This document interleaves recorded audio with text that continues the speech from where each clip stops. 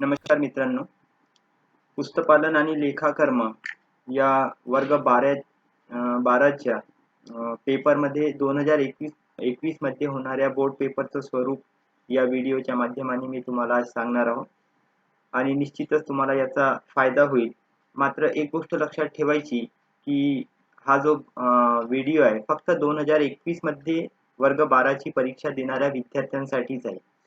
म्हणजे त्याच्यानंतरच्या विद्यार्थ्यांसाठी हे पेपरचं स्वरूप राहणार नाही. मात्र जे आता 2021 मध्ये जे परीक्षा देणार आहे म्हणजे आता जेव्हा तुम्ही 12व्या वर्गाचे विद्यार्थी त्यांच्यासाठी हे पेपरचं स्वरूप आहे, कारण की तुमचा 25% अभ्यासक्रम कमी करण्यात आलेला आहे आणि त्याबद्दल मी तुम्हाला माहिती यापूर्वी पाठविलेली सुद्धा आहे. तर आज आपण बघणार आहोत या पुस्तपालन आणि लेखाकर्म म्हणजे बुक कीपिंग अँड अकाउंटन्सीचा 80 गुणाचा पेपर कशा पद्धतीचा राहील याविषयी आज आपण माहिती बघणार आहोत. 80 गुणाचा प्रश्न राहील तुमचा आणि 3 तास त्याला राहील बुक कीपिंग अँड अकाउंटन्सीचा. यात आपण प्रश्नाचे स्वरूप, प्रति प्रश्न किती गुण आहे, विकल्पासह किती गुण आहे आणि विकल्पाशिवाय किती गुण आहे हे बघणार आहोत. तर जो पहिला प्रश्न आहे तो नेहमीप्रमाणे तुम्हाला वस्तुनिष्ठ स्वरूपाचा म्हणजे ऑब्जेक्टिव्ह स्वरूपाचा राहील. मात्र पूर्वीच्या पेपरमध्ये काय राहत होते की 5 प्रश्न विचारले जात होते आणि निश्चित होते की कोणते 5 राहतील. त्यात तुम्हाला एका वाक्यात उत्तरे लिहा, योग्य पर्याय निवडून वाक्य पुन्हा लिहा, त्यानंतर एक शब्द किंवा शब्दसमूह सुचवा, चूक किंवा बरोबर आणि त्याच्यानंतर एक नमुना येत होता. अशा पद्धतीने 5 येत होते. त्यापैकी कोणतेही तुम्हाला 3 सोडवायचे होते. 15 गुणाचा तो प्रश्न राहत होता. मात्र यावेळेस त्या ऑब्जेक्टिव्ह प्रश्नाला त्यांनी 20 गुण दिलेले आहे, म्हणजे 5 गुण वाढविलेले आहे. मात्र एक गोष्ट झालेली आहे की इथे निश्चित केलेलं नाही, म्हणजे उपप्रश्न दिलेले असेल, खाली जे आहे आपण विचारणार आहोत ते 10 उपप्रश्न दिलेले आहे आणि त्या 10 उपप्रश्नामधून कोणतेही 4 विचारले जातील असं निश्चित नाही आहे की कोणते 4 विचारले जातील. तर चला बघू आपण कोणकोणते ते उपप्रश्न आहे आणि त्यापैकी कशा पद्धतीने ते विचारले जातील. तर अ मध्ये राहील योग्य पर्याय निवडून वाक्य पुन्हा लिहा. तुमच्या पाठ्यपुस्तकातही आहे, जे आपण लिहितो ज्याला रिकाम्या जागा म्हणून ओळखल्या जाते त्याचे पर्याय दिलेले असतात. 4 पर्याय राहील आणि त्यातून तुम्हाला प्रत्येक प्रश्नाला त्याच्यात 1 गुण असे 5 प्रश्न विचारले जाईल. म्हणजे 5 गुणासाठी तो प्रश्न राहील तुमचा. राहील म्हणजे राहू शकतो, म्हणजे हे विचारू शकतात किंवा विचारणारही नाही. ही एक गोष्ट निश्चित आहे की कोणतं विचारेल हे आपल्याला माहित नाही. त्याच्यानंतर खालील विधानांसाठी एक शब्द, शब्दसमूह किंवा संज्ञा लिहा. हे आपण बघितलेलं आहे. ही 5 विचारल्या जाऊ शकते, म्हणजे 5 विचारेल. प्रत्येक प्रश्नाला 1 गुण, म्हणजे अशी याच्यासाठी किती 5 गुण आहे. त्यानंतर खालील विधाने बरोबर की चूक ते सहकारण लिहा. हे मात्र प्रत्येक प्रश्नाला 2.5 गुणाचा असा प्रश्न राहील हा, कारण की इथे 2च प्रश्न विचारले जाईल आणि 2 प्रश्नाचं उत्तर लिहायचं आहे तुम्हाला. विधान बरोबर आहे की चूक ते लिहायचं आहे पहिले आणि त्याच्यानंतर त्याचं कारण लिहायचं आहे. तर या पद्धतीनं सहकारण ते स्पष्ट करायचं आहे. 2 विचारतील 5 गुणासाठी राहील ते. त्यानंतर गटात न बसणारा शब्द ओळखा. हा एक राहील की 4 किंवा 5 असे शब्द कॉमा करत करत दिलेले राहील आणि त्याच्यात एक शब्द हा वेगळा राहू शकतो. तसं आपण बघितलेलं आहे स्वाध्याय वगैरे मध्ये अनेक असे प्रश्न आहेत की ज्याच्यात गटात बसत नाही. तर ते सुद्धा आपल्याला काय होईल, प्रश्न राहील. एका गुणाचा एक प्रश्न राहील. असे 5 प्रश्न विचारले जाऊ शकते तुम्हाला, म्हणजे 5 गुण त्याच्यावर राहू शकते. त्यानंतर खालील विधाने पूर्ण करा. आता खालील विधाने पूर्ण करा आणि योग्य पर्याय निवडून वाक्य पुन्हा लिहा. जवळपास सारखं आहे, फक्त बदल हाच आहे की योग्य पर्याय निवडून वाक्य पुन्हा लिहा म्हणजे तुम्हाला पर्याय दिलेले राहील आणि खालील विधाने पूर्ण करा यामध्ये तुम्हाला पर्याय दिलेले राहणार नाही. हे तुम्हालाच तिथे पर्याय भरून म्हणजे उत्तर भरून ते तुम्हाला पुन्हा लिहावं लागेल. तर हे आहे, हे विचारू शकते तुम्हाला 1 गुणासाठी 1 आणि असे 5 प्रश्न राहील, तर 5 गुण त्याच्यासाठी राहील. त्यानंतर केवळ एका वाक्यात उत्तरे द्या. एका वाक्यात उत्तरे लिहा हाही एक प्रश्न विचारू शकतात तुम्हाला. 5 प्रश्न विचारेल. अशा पद्धतीचा जर प्रश्न विचारला तर याच्यात किती प्रश्न विचारले जाईल, 5 प्रश्न विचारले जाईल. एका प्रश्नाला 1 गुण असे 5 गुणासाठी इथे विचारला जाऊ शकतो. त्यानंतर खालील विधानांशी तुम्ही सहमत किंवा असहमत आहात ते सांगा. हा जवळपास सहमत आणि असहमत, चूक किंवा बरोबर सारखंच आहे. फक्त बदल हाच आहे की इथं तुम्हाला सहकारण लिहायचं नाही. फक्त तुम्ही त्या विधान वाचल्यानंतर तुम्हाला ते सहमत वाटत असाल, तुमचं मत सहमत असेल तर सहमत लिहायचं आणि असहमत असेल तर असहमत लिहायचं. इथं कारणं वगैरे लिहायची नाही. हा एक प्रकार तुम्हाला चूक किंवा बरोबर सारखाच हा प्रकार आहे. तर इथे 5 प्रश्न विचारला जाईल आणि 5 गुण राहील. प्रत्येक प्रश्नाला 1 गुण अशा पद्धतीनं तो राहील. त्यानंतर मित्रांनो, खालील गणना करा. तुमच्या पाठ्यपुस्तकात आहे कधी घसाऱ्याची गणना करा किंवा मग तुमच्याकडे एखादं विनिमय विपत्राचं जर असेल तर त्याच्यात तुमच्याकडे देय दिनांकाची गणना करा. तर अशा पद्धतीने किंवा मग नफा न कमविणाऱ्या संस्थेमध्ये एखादं तुम्ही आपण बघतोय की लेखन सामग्रीच्या रकमेची गणना करा किंवा लेखन सामग्रीवर घसारा. अशा पद्धतीचे जे लहान-लहान उदाहरणं असतात ते उदाहरणाची आपल्याला गणना आपण करत असतो आणि ते सुद्धा विचारू शकतात. त्याच्यातही तुम्हाला 5 प्रश्न विचारले जाईल. प्रति प्रश्न किती 1 गुण असे 5 गुण याच्यावर राहील. त्यानंतर विनिमय विपत्राचा नमुना तयार करा. इथे सांगितलेलं आहे विनिमय विपत्राचा नमुना तुम्हाला विनिमय विपत्र प्रकरण आहे त्या विनिमय विपत्राच्या प्रकरणात तो नमुना राहू शकतो. हे सुद्धा विचारू शकते तुम्हाला. त्याच्यात 5 गुणासाठी एकच येईल तो आणि 5 गुण राहील त्याला. म्हणजे तो एकच विचारला जाईल. माझी माहिती दिलेली राहील आणि त्याच्यावरनं तुम्हाला काय करायचं आहे नमुना तयार करायचा आहे.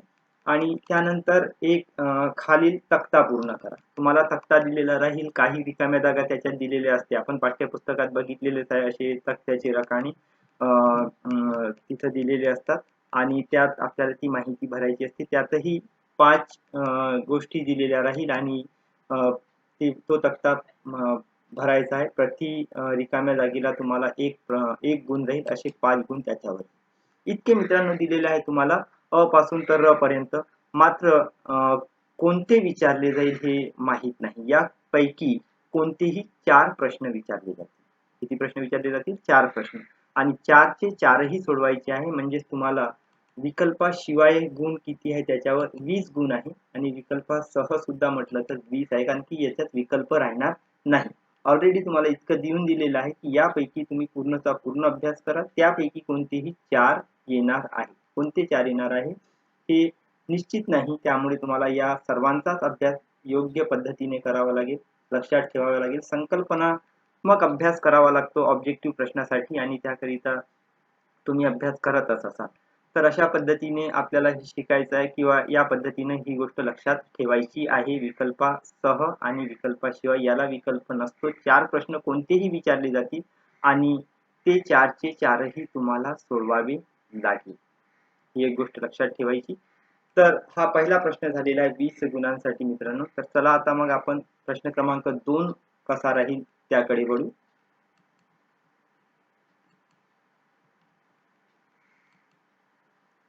तर प्रश्न क्रमांक जो 2 राहील तो खालीलपैकी कोणताही एक सोडवा. म्हणजे एक प्रश्न 2 प्रश्न विचारले जातील तुम्हाला आणि त्यापैकी कोणताही एक सोडवायचा आहे तुम्हाला. आता ते कोणत्या प्रकरणावर राहील ही गोष्ट एक लक्षात घेऊन घ्या, की त्यात भागीदाराचा प्रवेश आणि भागीदाराची निवृत्ती. म्हणजे हे दोन्ही प्रकरण राहील आणि या 2 प्रकरणावर एक प्रश्न भागीदाराच्या प्रवेशावर राहील आणि एक प्रश्न भागीदाराच्या निवृत्तीवर राहील. म्हणजेच तुम्हाला या 2 पैकी एक जर परफेक्ट जर करून ठेवलं तर तुम्हाला गुण चांगले मिळू शकतात. कारण की कोणताही एक सोडवायचा आहे. फक्त हा तुमच्या 2021 करिता हा पर्याय दिलेला आहे. नंतर मात्र हा पर्याय अशा पद्धतीचा राहणार नाही. तर आपल्याला भागीदाराचा प्रवेश आणि भागीदाराची निवृत्ती हे दोन्ही चॅप्टर करून ठेवले तर फारच छान. कारण की हे चॅप्टर करून ठेवणं याच्यासाठी आवश्यक असते की ऑब्जेक्टिव्ह जे प्रश्न येतात त्याच्यात भागीदाराच्या निवृत्तीवर जर प्रश्न आला असेल तर त्याच्यात काही पर्याय नाही ना. त्यामुळे आपल्याला हा भागीदाराची निवृत्तीही करून ठेवावं लागेल आणि भागीदाराचा प्रवेश सुद्धा करून ठेवावा लागेल.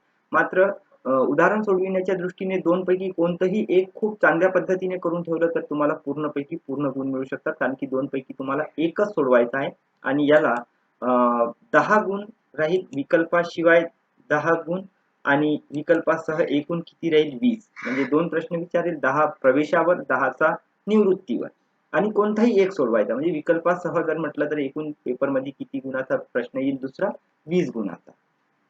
त्यानंतर मित्रांनो प्रश्न क्रमांक 3. प्रश्न क्रमांक 3 ही तसाच खालीलपैकी कोणताही एक प्रश्न सोडवायचा आहे तुम्हाला. तर त्यावर कोणते प्रकरण दिलेले आहे ते या प्रश्न क्रमांक 3 करिता तुम्हाला भागीदारी संस्थेचे विसर्जन आणि विनिमय विपत्र हे 2 प्रकरण दिलेले आहे. म्हणजे या दोनही करून ठेवायचे, भागीदारी संस्थेचे विसर्जन आणि विनिमय विपत्र. तर ह्या भागीदारी संस्थेचं विसर्जनावर आणि विनिमय विपत्रावर, कारण की 2 याच्यासाठी करून ठेवणं आवश्यक आहे, की बहुपर्यायी जे प्रश्न आहेत तुमच्याकडे, ऑब्जेक्टिव्ह जे प्रश्न आहे त्याच्यावर या प्रश्नातलं या प्रकरणातला जर प्रश्न विचारला तर तुम्हाला ते लक्षात असणे आवश्यक आहे. जरी तुम्ही उदाहरण याचं सोडविणार नाही, यापैकी 2 पैकी कोणत्याही एकाचं सोडवाल तरीही तिथे तुम्हाला प्रश्न क्रमांक 1 मध्ये हे कामी पडू शकते. म्हणजे हे सुद्धा करून ठेवणं महत्वाचं आहे. 10 गुणाचा आहे, सारखाच आहे तो, विकल्पाशिवाय 10 गुण आणि सह एकूण गुण किती होईल 20. कारण की 2 प्रश्न विचारले जातील, 2 पैकी कोणताही एक सोडवायचा आहे तुम्हाला. त्यानंतर मित्रांनो प्रश्न क्रमांक 4 आहे, खालीलपैकी कोणताही एक प्रश्न सोडवायचा आहे तुम्हाला. त्याच पद्धतीचा आहे, 2, 3 आणि 4 एकसारखेच आहे. याच्यासाठी भागांचे लेखांकन आणि संगणक लेखांकन. ठीक आहे. तर आता हे भागाचे लेखांकन हा एक प्रकरण आहे, संगणक लेखांकन. मात्र इथे मित्रांनो बघा की संगणक लेखांकन हा थोडासा थेरॉटिकल पोर्शन आहे. त्यामुळे तुम्हाला या ठिकाणी उदाहरण सोडविण्यासाठी भागाचे लेखांकन हा प्रकरण चांगला करून ठेवावा लागेल. म्हणजे भागाच्या लेखांकनावर उदाहरण विचारेल तुम्हाला आणि संगणक लेखांकनावर थिअरीचा भाग विचारू शकते. त्यामुळे तुम्हाला इथं थिअरीत कमी मार्क्स मिळण्याची शक्यता असते, मात्र या उदाहरणात पूर्णपैकी पूर्ण गुण मिळू शकतात. म्हणून लक्ष देताना उदाहरणात प्रकरणावर भागाच्या लेखांकनावर जास्त भर द्यायचा. संगणक लेखांकन थिअरीच्या दृष्टीने आपण प्रश्न क्रमांक 1 मध्ये त्याचा फायदा मिळू शकतो. तितकं तुम्ही जर अभ्यास केला तर तुम्हाला चांगले गुण मिळू शकतात. हे 8 गुणाचा एक प्रश्न राहील. 8 गुणाचं 2 राहील, म्हणजे एक भागाच्या लेखांकनावर आणि एक संगणक लेखांकनावर, असं एकूण जर म्हटलं तर किती 16 गुणाचा हा काय होईल तुमचा प्रश्न राहील विकल्पासह. आणि 8 मार्क्सचा सोडवायचा कोणताही एक. मात्र भर देताना तुम्ही भागाच्या लेखांकनावर जर भर दिला तर तुम्हाला पूर्णपैकी गुण मिळू शकतात. त्याचप्रमाणे प्रश्न क्रमांक 5 जो राहील मित्रांनो, तो सुद्धा खालीलपैकी कोणताही एकच सोडवायचा आहे. त्याच्यात बघा तुम्हाला भागीदाराचा मृत्यू आणि वित्तीय विवरणांचे विश्लेषण हा एक आहे. यातही तुम्हाला 2 उदाहरणं विचारू शकतात. भागीदाराच्या मृत्यूवर एक उदाहरण विचारू शकते, वित्तीय विवरणाच्या विश्लेषणावर एकतर थिअरी प्रश्न विचारू शकतात किंवा मग तुम्हाला इथे एखादं उदाहरण येऊ शकतो. दोन्हीही प्रकरण आपण जर करून ठेवले तर फायदा होईल तुम्हाला. मात्र उदाहरण सोडविताना भागीदाराच्या मृत्यूवर सोडविलं, कारण की हा भागीदाराचा प्रवेश, भागीदाराची निवृत्ती आणि भागीदाराचा मृत्यू जवळपास हे सारखे प्रकरण असल्या कारणाने तुम्हाला काय होईल, त्याचा फायदा तुम्हाला होऊ शकतो. म्हणजे कोणताही एक प्रश्न सोडविताना हे प्रवेश, निवृत्ती आणि मृत्यू हे एकाच सारखे सर्व उदाहरण प्रकरण असल्या कारणाने तुम्हाला त्याचा फायदा होईल. आणि सोडविताना भागीदाराचा मृत्यू हा जर आपण वर सोडविलं किंवा वित्तीय विवरणाच्या विश्लेषणावरही सोडविलं तरीही ते फायद्याचं राहील तुम्हाला. 8 गुणासाठी हा प्रश्न असतो, विकल्पासह किती 16 गुण राहील. अशा पद्धतीने 5 प्रश्न आपण इथं बघितलेले आहे. त्यानंतर पुन्हा 2 प्रश्न आहेत, 6वा आणि 7वा. तर चला आपण 6वा प्रश्न बघू. 6वा प्रश्न याला काही विकल्प नाही आहे. नफा न कमविणाऱ्या संस्थांच्या अंतिम खात्यावरील उदाहरण. यावर तुम्हाला अंतिम खात्यावरील, मात्र ते कोणतं, अव्यापारी संस्था किंवा नफा न कमविणाऱ्या संस्थांच्या अंतिम खात्यावरील तो उदाहरण राहील. 12 गुणाचा हा प्रश्न राहील. विकल्पाशिवाय इथं विकल्प नाहीच आहे, एक राहील, एकच सोडवायचा आहे तो तुम्हाला. म्हणजे इथे विकल्पासह नाही आहे, विकल्प नसल्या कारणाने तो 12 गुणाचा राहील. प्रश्न क्रमांक 7 मित्रांनो, हा भागीदारी संस्थेच्या अंतिम खात्यावरील उदाहरण राहील. हा सुद्धा 12 गुणाचा आहे. पूर्वी हा प्रश्न 15 गुणाचा येत होता, मात्र आता त्यांनी 12 गुणाचा केलेला आहे. तर 12 गुण इथं मिळेल तुम्हाला. 12 गुणासाठी हा प्रश्न राहील. म्हणजे विकल्पासह सुद्धा 12 गुण राहील, याला काही ऑर राहणार नाही. हे दोन्हीही प्रश्न क्रमांक 6 आणि 7 हे तुम्हाला सोडवायचे आणि खूप सोपे आहे हे उदाहरण म्हणजे तुम्हाला चांगल्या पद्धतीने सोडवून त्यावर गुण प्राप्त करता येतात. तर असा एकूण जर आपण विचार केला तर एकूण 80 गुणाचा पेपर आणि विकल्पासह जर आपण केला तर 116 गुणाचा हा पेपर आहे. तो आपल्याला 80 गुण मिळवायचे आहे.